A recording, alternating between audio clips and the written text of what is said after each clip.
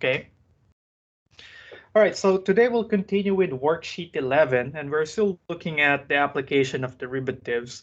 Last Monday, we talked about determining where will a function be increasing or decreasing. So, and I guess the procedure we did there is to find f prime, because ultimately we can say that the function is increasing on a certain interval if the derivative is positive on that interval, and it's going to be decreasing on a certain interval if the derivative is negative. So we employ a three-prong process here. First, we need to find f prime. Then we need to find the critical numbers. The critical numbers are those x's that will make the derivative equal to 0 or will make it undefined, right? And based off this critical numbers, we will make a sign chart, right? So in the sign chart, we will have the real number line divided into sub-intervals bounded by the critical numbers. And then on each sub-interval, we're going to pick one number to represent that entire interval and evaluate the first derivative at that test number. Not really evaluate, but we just need to see the sign. Is it positive or negative on that test number? And if it is positive on the test number, then it is positive on that entire subinterval. And if it's positive, then we know that the function will be increasing on that interval. If it's negative, then it would be decreasing, right? So just to complete the picture, now we will be talking about local extreme values. Others call the local extreme value as the relative extreme values, or in short, extrema. When we say extrema, or in the singular sense extremum, it can be a local minimum or a local maximum, right? Now, as I mentioned, here we want to complete the picture because remember, we know what happens when the derivative is less than 0, when the derivative is greater than 0. But what happens when f prime of x is equal to 0? If f prime of x is equal to 0, we mentioned that this is actually a critical number, right? And if it's a critical number, then x might give a local maximum or a local minimum.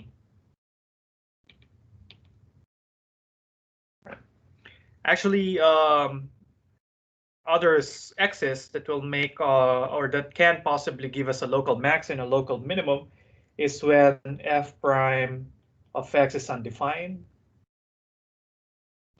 but x is in the domain of f, right? So because remember, or basically, if you have a critical number, either that number will make the derivative 0 or it will make the first derivative undefined. That means that value for x, as long as it is in the domain of the function f, might give us a local maximum or a local minimum.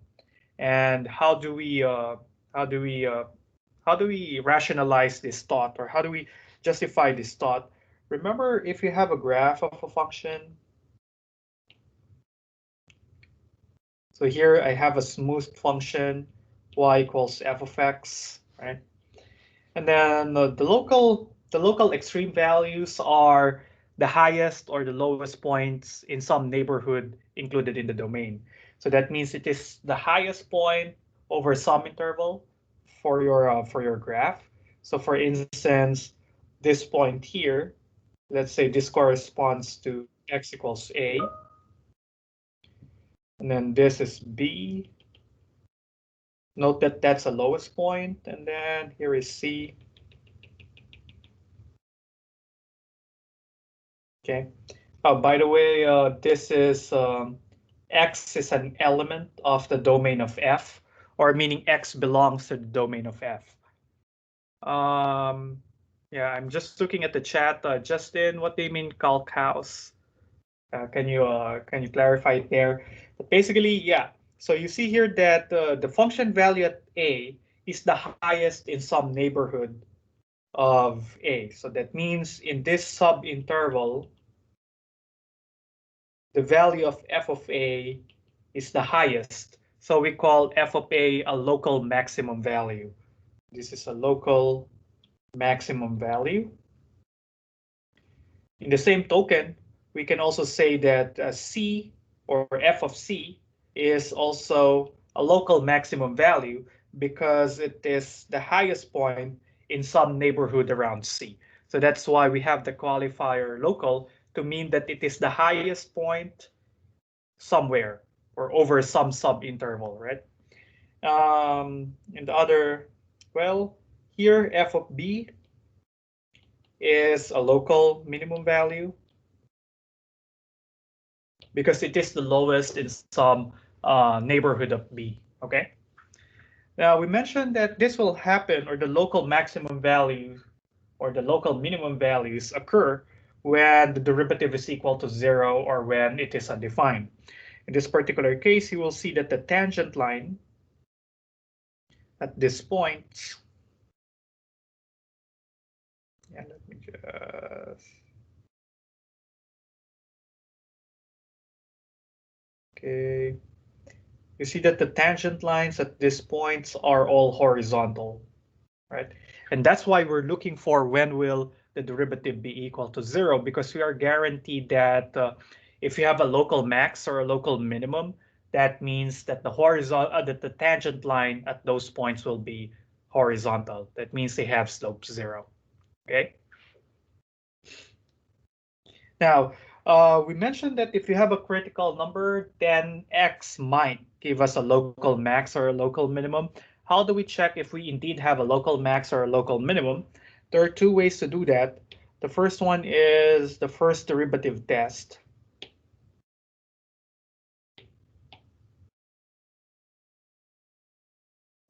So to determine if indeed we have a max or a min or a local extremum, we can do the first derivative test. That means we make a sign chart. So this make a sign chart like in the previous section of the worksheet, right? And then what will happen then there is that, okay, we divide the real number line into several subintervals dictated by our critical numbers. Say our critical numbers are C1, C2, and C3, all right? And then we do the same thing, the sign chart, you pick a test number and then look at the sign of the derivative on this subinterval. So we evaluate f prime of the critical numbers. And then for example, if here we got the positive, here we get the negative, here we got the positive, here we got the negative, okay? Now the first derivative test will tell us whether you have a local maximum or a local minimum, okay? So if this is the case, then to the left of C1, the function is increasing, right? Until it hits C1.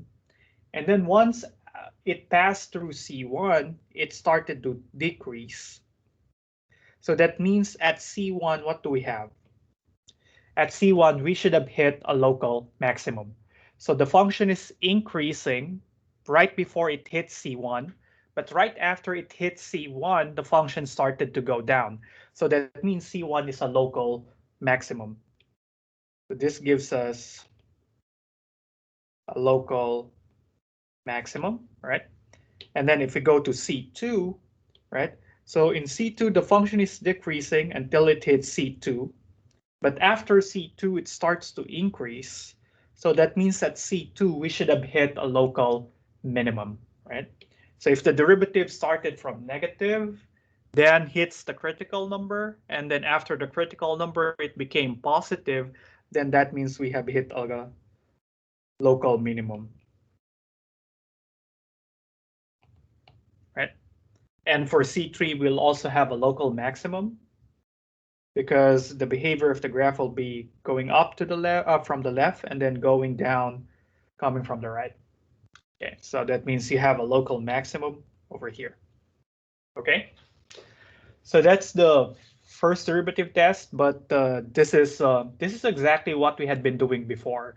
So we're just adding additional layer of interpretation to the sign chart that we have built in the previous parts of the worksheet. Okay, right? So if you want, you can take a screenshot of this because I'm gonna erase the chart, the sign chart, just to give some space for the second derivative test. Okay. So take your screenshots. I'm gonna erase it in 3, 2, 1. Okay. Oops, that's hard. So let me just do it this way. Okay. Now FDT stands, by the way, for the first derivative test. The second one is the second derivative test. And as the name implies, this will make use of the second derivative. So actually, sometimes the second derivative test is much more convenient than the first derivative test because what we need to do is to take a critical number. So say I have a critical number C. All I need to do for the second derivative test is to plug it into the second derivative. If the value is positive, then we have a local minimum. If the second derivative is negative, we have a local max. And if the second derivative is equal to 0, then we have no conclusion. We should either use the first derivative test or observe the behavior of the graph, or there could be neither a local max or a local minimum at the critical number. Because remember, we said that the critical number might give us a local max or a local minimum. We are not sure. That's why we're doing either the first or the second derivative test. Well, that's a good question, Sadia. How do we know which one to use? In essence, you can use any of them. It will depend on your preference. Some prefer the first derivative test, others the second derivative test. Actually, for me, it depends upon the function given.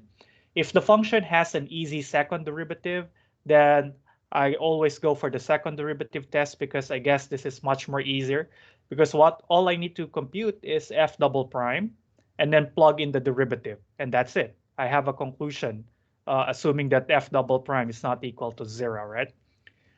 The first derivative test is a bit cumbersome because you need to make a sign chart and then you plug it in, or you plug in the critical numbers and observe the sign coming from the left and coming from the right. So that's a bit more work, I guess. But sometimes, especially if you have a rational functions, the second derivative is a lot messier than the first derivative. So for those kinds of functions, the first derivative test is much easier to use rather than the second derivative test.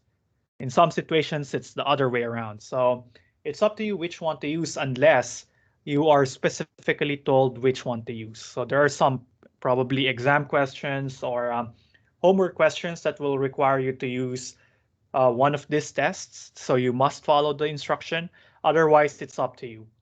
So, and I guess once you have solved um, a sufficient number of exercises, it will come natural to you which one would be easier to use. Okay. Okay, let's try some problems, and then maybe if there's no specific instruction, we can decide which one to use. Or maybe I can show you both if time allows. So let's see. So I'm gonna answer example 3, which is from the lecture notes for section 3.4, which I guess you were not able to talk about in the lecture. So for this problem, we are given the rational function x squared over x minus 4, and we're told to find any critical points and the local extreme points for this function. Now, I have a quick question. How do you define critical points in the class? Because for me, a critical number is a number that will make the derivative equal to 0 or undefined, period. Right? But some textbooks say that the critical number should be a number that either makes the derivative 0 or will make the derivative undefined, but is also in the domain of f. So do you require a critical point or a critical number to be in the domain of f? Though in a free response question, it doesn't matter a lot, but probably in multiple choice problems like our quizzes, where you are asked to identify what are the critical numbers, that might be an issue.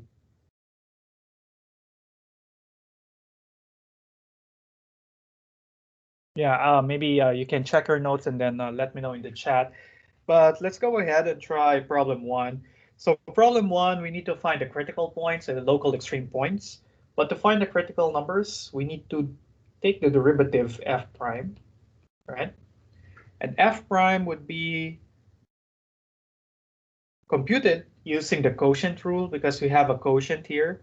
So the denominator is squared, and then low derivative of the high minus high derivative of the low function, which is simply 1. And then since we expect to do something more on the derivative, I will be simplifying it. So we'll have 2x squared minus 8x minus x squared all over x minus 4 quantity squared. And then I'll combine like terms on top. We'll have x squared minus 8x all over x minus 4 quantity squared. All good? Now let's find the critical numbers. Again, for the critical numbers, the first one will be we set f prime of x to be equal to 0, right? And that means we should have an x squared minus 8x all over x minus 4 quantity squared equal to 0. That means x squared minus 8x equals 0 after I multiply both sides by the denominator, right? Then I can factor out x here. I'm going to have x minus 8 equals 0. Then x is either 0 or x equals 8, right? So, and this is my question. Now there's, because another source of critical numbers will be when will f prime be undefined. And if you look at the first derivative, f prime here, we see that this would be undefined when the denominator is equal to 0, right? So that means it will be undefined at x equals 4. Now, that's why I asked you earlier, how did you define in the lecture critical numbers? Do we allow 4 to be a critical number? Because the only thing here is that 4 is not in the domain, so it cannot give us a local maximum nor a local minimum because there's no function value at x equals 4. But the thing is, it is crucial because at x equals 4, there might be a change in the sign of the first derivative. I'm not saying there would be, but there might be a change in the derivative. So guys, can somebody tell me? I hope so, because because in the free response problem, it doesn't actually is a big deal because whether or not the function will be defined at uh, at the critical number is irrelevant in making a sign chart, right? But it would be relevant in checking whether you will have a relative maximum or relative minimum, because obviously you cannot have a maximum or a minimum if your function is not defined at that critical number per se. But the reason why I want to include those that will make the derivative undefined as a critical number is because it's critical in the sense that there might be a change in the sign of the derivative. So yeah, maybe later I can take a look at the notes to be sure. Oh, go ahead. Actually, yeah, she said that we had a problem. We had x equals 0 and it was undefined, and she said it's not a critical value because it is not in the domain of the f of x, Mm-hmm. but must be in the sign chart as an asymptote. Yeah, exactly. Thank you, Erica. Yeah, that's what I'm thinking. Yeah, critical. Those that will make f prime undefined, be it that they are in the domain or not, should be included in the sign chart, and that's why at the back of our mind they are still critical in that sense. But yeah, you're right. It cannot give us a local max or a local min, so that's why some people don't include them in the list of critical numbers. So I guess following that convention that is used in class, so to follow what is in the class, so the critical numbers are simply 0 and 8. But again, I want to emphasize that x equals 4 must be included in the sign chart. So it is a semi-critical number, if you will. But in my dictionary, x equals 4 is a critical number. But let's follow the textbook. So the critical numbers are 0 and 8. Okay. We just let me just put a note here that 4 was disqualified because it's not in the domain of F, but it should be included in the sign chart.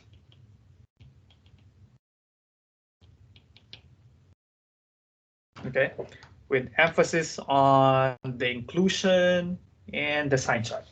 All right.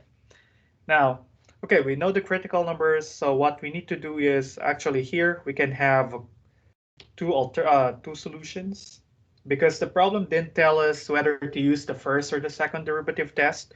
So in theory, we are free to use either one. Okay. So, but you can only you can choose only one of these two. So solution one would be using the first derivative test. And for the first derivative test, we make a sign chart. So in our sign chart, we are effectively dividing the real number line into several subintervals dictated upon by the critical numbers plus those that will make f prime undefined. So we have 0 here, we have 4, and we have 8. And these are our test numbers. One way to remind you that 4 is not in the domain is maybe you can put an x here because you know that the derivative is undefined at x equals 4. So put an x there just to remind us that in any answer 4 should not be included, right? But here we want to evaluate f prime, okay? But f prime is this, so let me just copy it here.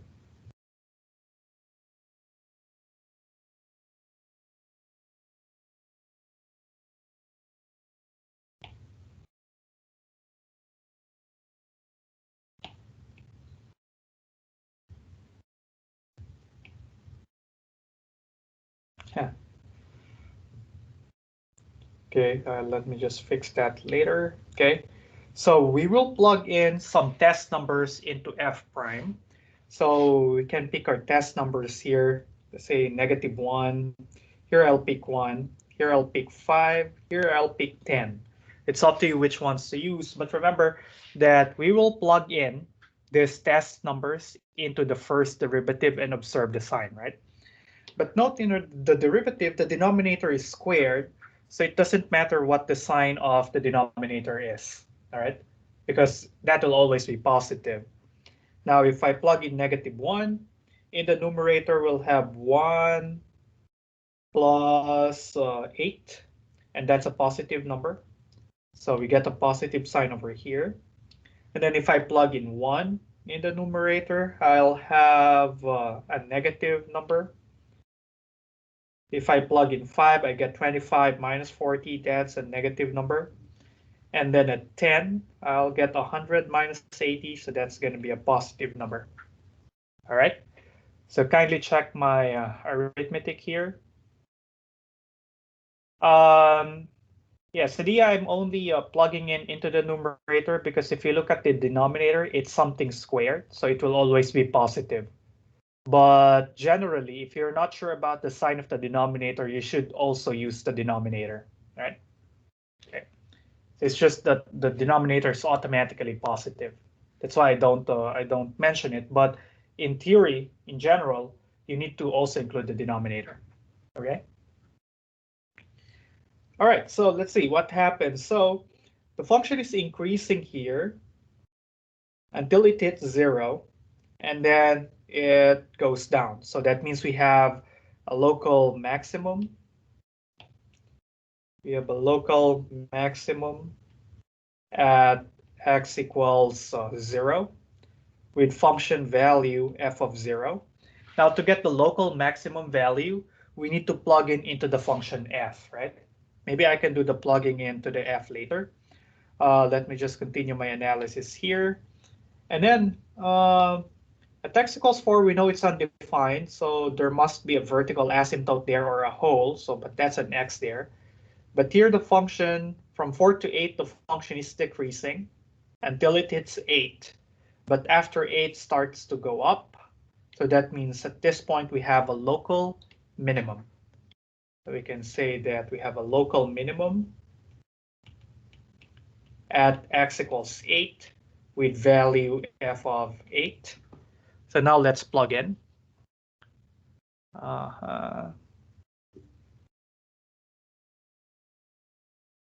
Okay. So if I plug in 0 into the function, I'll get 0, right? Because the function, remember, is this x squared over x minus 4. So that's where I plug in the critical numbers to get the local max and the local minimum values. And if I plug in 8, I'll get what? I'll get 64 over 4, and that's 16.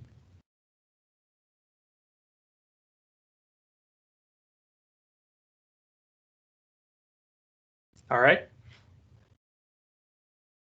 Is that okay, guys? The crucial thing here is of course, you find the derivative, you get the critical numbers. In the sign chart again, you plug in into the derivative, and then take note of the signs. Add in you mean for the function values? Remember, I'm to get the maximum, the local maximum and the local minimum values, I plug in into the function itself. So remember, the function is x squared over x minus 4. So you plug in 8. So you get 64 in the numerator and the 4 in the denominator. Maybe you're plugging in into the derivative. Okay, good. I hope that's clear because it's easy really to mix these things up. So I hope you follow the steps here. Okay. Well, once you do it a couple of times or 4 or 5 times, you'll get used to it, right? So that's the first solution. An alternative solution would be to use the second derivative test. Well, obviously for the second derivative test, we need to compute for f double prime. And I guess that's where this would be a bit difficult to use because as I mentioned earlier, sometimes the second derivative test is more cumbersome for rational functions like this. But for the second derivative test, we need to compute the second derivative. So I'll have x minus 4 to the 4th power now, right? Because the derivative is this. I take that derivative using the quotient rule again. So I'll have x minus 4 to the 4th. Then I'll have low derivative of the high function, which is 2x minus 8, minus high x squared minus 8x.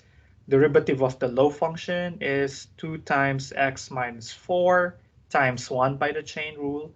So that's the second derivative. Now, what we do for the second derivative test is we plug in the critical numbers into the second derivative. Our first critical number was a 0. So we plug in 0 and take note of the sign. So if I plug in 0, what will happen? Let's see.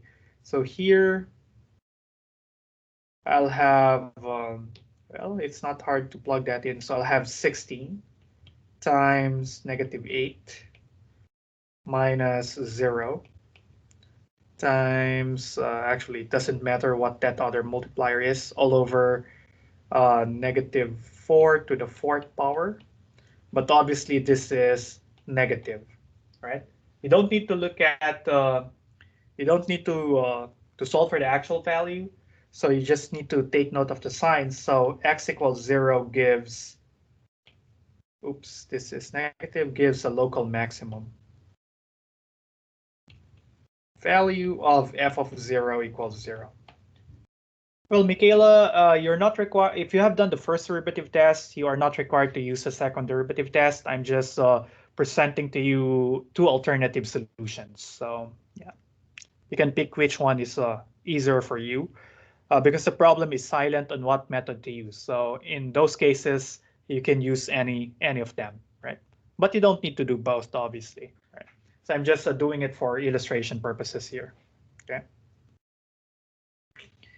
And then if we plug in the other critical number, f double prime of 8, we need to take a look at the sign. So I'll have 8, so that will still be 16 times what will happen. So we'll have 8 16 minus 8 minus x squared minus 8x. That would be 64 minus 64. That's going to be 0 over 4 to the fourth, which would be what? This would be positive, right? Because that would be 16 times 8. So x equals 8 gives a local minimum because you have a negative second derivative. And the local minimum value is the function value at h. We already knew to be 16. Okay? So which one do you think is easier, the first derivative test or the second derivative test? Oh, Sadia, that's a good question. Do we need to plug in 4? Since we are just looking for local max or local minimum values, we don't need to plug in 4 because 4 will not give us a function value. So we only need to plug in the critical number in the sense that the function should be defined at those critical numbers. Yeah, I agree with you, Francisco. I also think the second derivative test is much easier than the first derivative test because there are less function evaluations. But the only drawback there is that the second derivative might be messy at times if you have a complicated function. So it might be more difficult at times. But I generally use the second derivative test. Of course, unless I am told to use the first derivative test. Okay. And you see that we arrive in the same conclusions, all right? So it doesn't matter which one you use. Let's try another one. Unless you have clarificatory questions, just let me know in the chat. Example 4, find any critical points and local extreme points for the function f of x equals x minus 5 raised to the 2/3 power, all right? Now, in any event, we need to find the critical numbers. So first step is find f prime. So this is something to the 2/3. So f prime of x then will require the use of the quotient rule, right? But first we apply the power rule. So it's going to be 2/3 x minus 5 to the negative 1/3 times derivative of x minus 5, which is 1, right? I'll just rewrite it as 2 over 3 cube root of x minus 5, right? That's its radical form. Now we find the critical numbers. The first source of critical numbers is setting f prime of x equal to 0. That will require 2 over 3 cube root of x minus 5 equal to 0. Then I multiply both sides by the denominator. So I'll have 2 equals 0, which is false. Right. So that means there is no solution. So there is no critical number that came from the derivative being equal to 0, right? So we look at the other source. So aside from the derivative being equal to 0, we can take a look at f prime, or the points at which f prime becomes undefined. So f prime is undefined when the denominator is 0, right? So we're going to look for when is the denominator, which is 3 times cube root of x minus 5 equal to 0, right? And that means x must be equal to 5, right? And note that is x in the domain of f? Because remember, the way you define the critical numbers, it should be in the domain and either makes the derivative 0 or undefined. But if you look at the function, if you plug in 5 there, you got 0 to the 2/3, which is 0, so perfectly fine. So 5 is in the domain of your function, right? So maybe I can say it's an element of the domain of f. So x equals 5 is the lone critical number.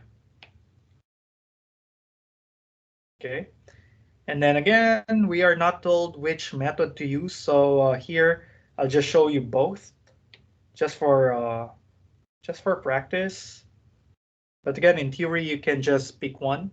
Which one is you think is easier? Oops. Okay, so solution 1, I'll use the first derivative test. Okay. So here, I'll make a sign chart. I only have one critical number, which is x equals 5. And then that will divide the real number line into 2 parts. And then I'm going to evaluate the derivative.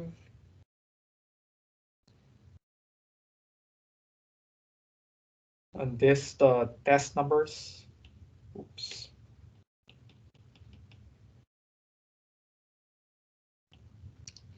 So say my test number is 0 here, and then here I'll choose 6. If I plug in 0, we'll get 2 over 3 times cube root of -5, but the cube root of -5 is negative. So here I'll get a negative number. And if I plug in 6, I'll get a positive number. And that means that the function is decreasing until it hits 5. But after 5, it starts going up. So here we have a local minimum. That means there is a local minimum when x equals 5 with value f of 5. But if we plug in 5 into the function, we get 0, right? So if you're looking for the local minimum value, you will say that the local minimum value is 0. But if you are looking where will that local minimum occur, it will occur at x equals 5. Uh-huh. Of course, yeah. 5 is part of the domain because if you plug in 5 into the function, there would be no problem at all, right? Because if you plug in 5, you get 0 raised to the 2/3, and 0 to the 2/3 is just 0. Okay, so there would be no complications there. Okay, because or maybe it's easier to imagine this as a cube root of x minus 5 quantity squared. Yeah, no worries, Sadia. So maybe it's easier to look at x minus 5 to the 2/3 as this guy, the cube root of x minus 5 squared. That's how something to the 2/3 is defined, right? If you plug in 5, you will get cube root of 0 squared, but that would be cube root of 0, and cube root of 0 is 0. Yeah, 5 is part of the domain of f, but it is not in the domain of f prime. That is exactly why it is in the as a critical number. Yes, Catherine. Yeah, if you have a function when you plug in a number and it gave you 0, well, that's still fine, right? The only problem is when you have, say, the square root of a negative number, or the fourth root of a negative number, or if you have a 0 in the denominator. That means that number that you plugged in is not part of the domain. But here we have no problem at all with having 0 as a function value, right? But if you plug in 5 into the derivative, it would be undefined. And we expected that. That's why 5 became a critical number. All right. Well, do we need to do the alternative here? Yeah, let's try the alternative. The second derivative test. Here we need to compute for the second derivative. The second derivative is the derivative of this guy So we'll have what? We'll have 2/3 times -1/3 times x minus 5 to the -4/3 times 1, right? And then if I plug in the critical number, our critical number is simply 5. Oh, here the second derivative test will be inconclusive because if we plug in the critical number 5, we have here x minus 5 to the -4/3. So that means x minus 5 will ultimately be in the denominator. So we'll have a 0 in the denominator. So f double prime is undefined. So the second derivative test is inconclusive. So this is one of those cases that the second derivative test will fail. But the first derivative test won't, right? So if you started doing if you answer the problem using the second derivative test, then you cannot make any conclusion because when you cannot tell if f double prime is positive or negative, then you can say that the test fails. But it doesn't mean that it is neither a maximum nor a minimum. So you need to look at another test in order to check whether indeed you have a local max or a local minimum, right? It's just that the second derivative test will not give us any more information. All right. So actually in this problem, there is no alternative. You need to use the first derivative test. I think the first derivative test is safer than the second derivative test, but sometimes the second derivative test is faster.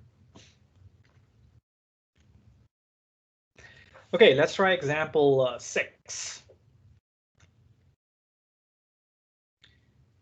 So just some things from the chat. Yeah, Francisco, the FDT is a little more work, but will always give you a conclusion. And SDT is faster and easier, but sometimes may not give you an answer. Yeah, I totally agree with that.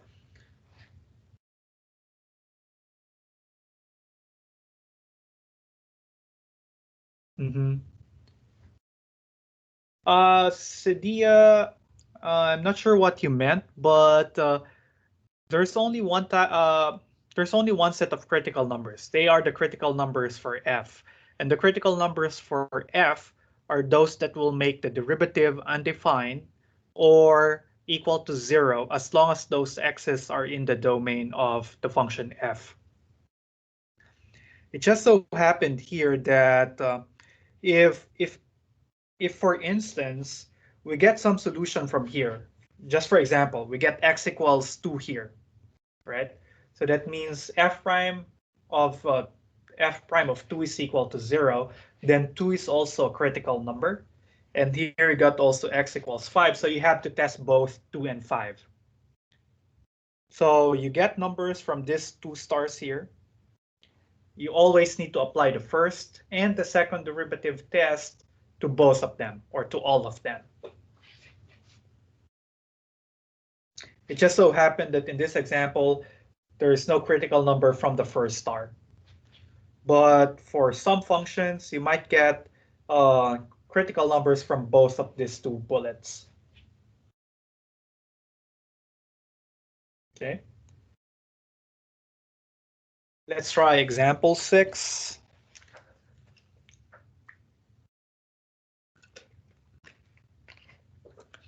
For this example, we are specifically told to use the second derivative test, so we don't have a choice. So, but in any case, we need to find f prime. That's the first step. And I guess this is the most crucial step because if you mess up f prime, then all your solutions after all parts of your solution after this would be wrong. So be careful. F prime of x would be 2 cosine x plus negative sine of 2x times 2. I need to apply the chain rule there because I have a 2x inside a cosine. And I'll just rewrite it as 2 cosine x minus 2 sine 2x. Okay. And then now we can solve for the critical numbers.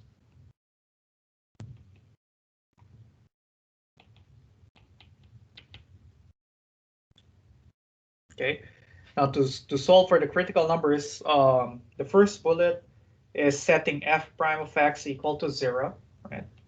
So that means 2 cosine x minus 2 sine 2x will be equal to 0. I can factor out the 2. I'll have 2 times cosine x minus sine 2x equals 0. And then divide both sides by 2 just to get rid of that extra factor. So I'll have this. And I need to solve this trigonometric equation. But remember, in solving trig equations, we want to have as much as possible a uniform argument. So here the argument for cosine is x. The argument for sine is 2x. So we need to try to reduce these arguments into just into a single type. Now the problem is you have a sine 2x here, but if you remember our trig identities, we can write it as, okay, I'll just copy the cosine x over. Sine 2x is actually 2 sine x cosine x equals 0, right? Maybe I'll put the bullet here, recall sine 2x from trig is 2 sine x cosine x, right? And that's the identity I used. I replaced sine 2x by that identity, which adds another complication to our study of calculus here. You also need to remember at least those basic trig identities. Now we have this trig equation, but notice that both terms have a cosine in them. So I'll factor out the cosine. So I'll have a 1 minus 2 sine x equals 0. Here we have a product of two numbers being equal to 0. So that means either of those two numbers is equal to 0. And then we solve these two inequalities separately. So from cosine x equals 0, we get x equals what? But there is an infinity of solution here, but we're only interested in the interval 0 to 2 pi over 3. So I will disregard all solutions outside of that open interval, right? So 0 to 2 pi over 3, that means we are just on the first and some parts of the second quadrant. And their cosine would be 0 when what? When x is pi over 2. Okay, good. Or by the way, this wedge here is the mathematical symbol for or. You can use or you can just follow this notation. This is standard math notation, so any math student or math major will recognize that. And then for the other one, we will solve negative 2 sine x equals negative 1. Divide both sides by 2, so we'll have, by negative 2, so we'll have 1/2. So we need to go back to our unit circle and find out what are the angles whose sine is equal to 1/2. I guess the first one is pi over 6. And the next one would be what? The other one would be on the second quadrant. But that will be 5 pi over 6. But 5 pi over 6 is beyond 2 pi over 3, right? 2 pi over 3 is 2/3 of pi. This is 5 pi over 6. So that means it's 4 pi over 6. So that means this is out. 5 pi over 6 is out because that is greater than 2 pi over 3, right? Remember, our interval of interest is from 0 to 2 pi over 3 only. Okay? All right, so we have the critical numbers are pi over 6 and pi over 2. Okay. Now we are required to use the second derivative test. So let's do that. But we are required to find f double prime. If we go back to f prime, let me just copy f prime here. So this is f prime.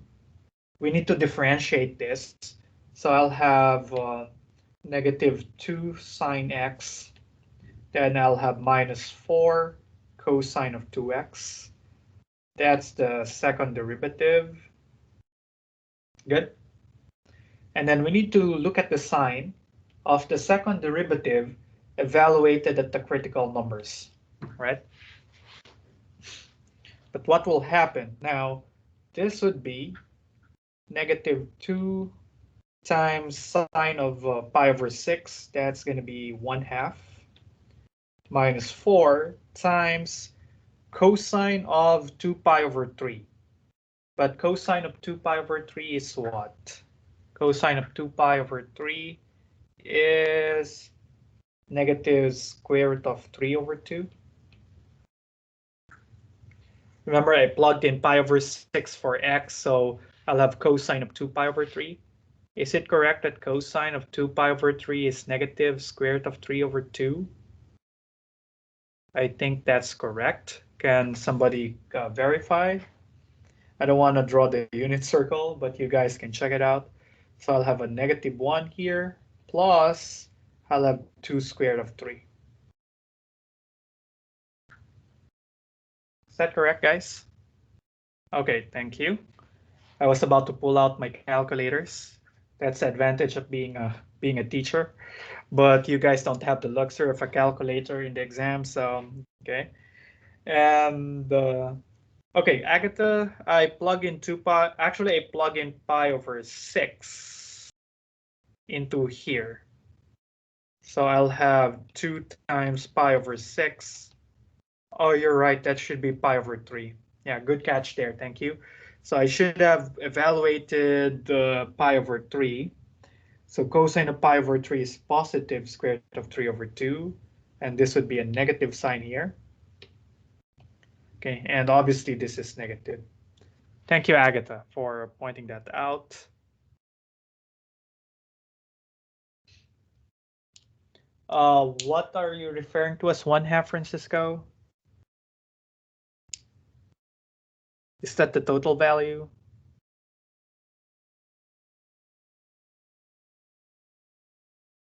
Cosine of pi over 3, I guess that's square root of 3 over 2.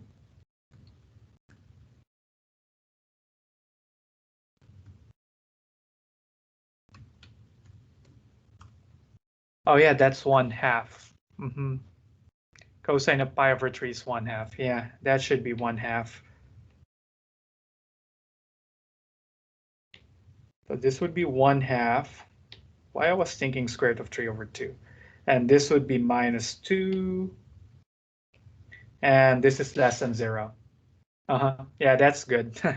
Because until now, I need to draw the unit circle in order to determine district values because I'm very poor at memorization. But anyway, that's it. But actually, the function value doesn't matter. All you need to look for is a sign. So it is negative. So that means there's a local maximum at pi over 6 with function value f of pi over 6. So we're running out of time, so I leave you guys to evaluate pi over 6, plug it into f. Now the other critical number is pi over 2. This should be easier. If I plug in pi over 2 into the second derivative, I'll get sine of pi over 2, which is 1. So I'll have negative here, minus 4 times cosine of pi. Cosine of pi is negative 1. So that means this is negative 2 plus 4. So this is positive.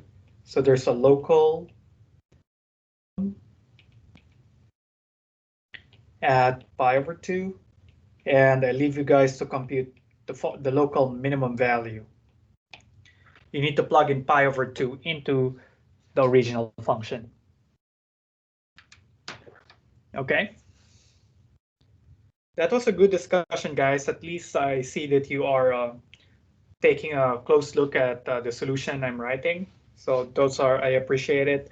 So, okay, I guess that's it for today. There's a bunch of other problems here left.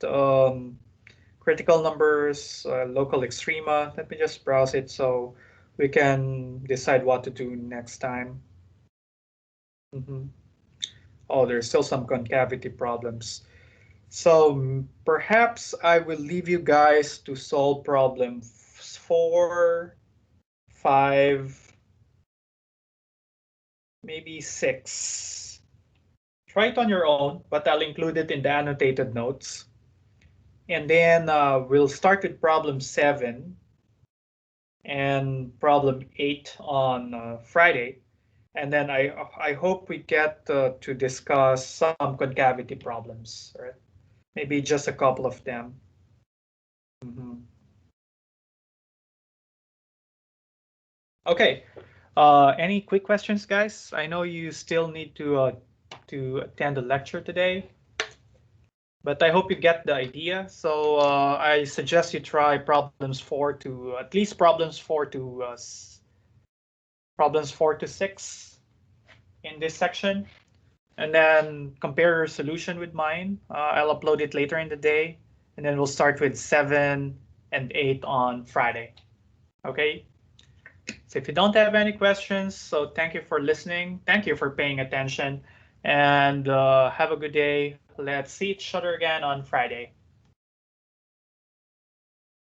Goodbye, everybody.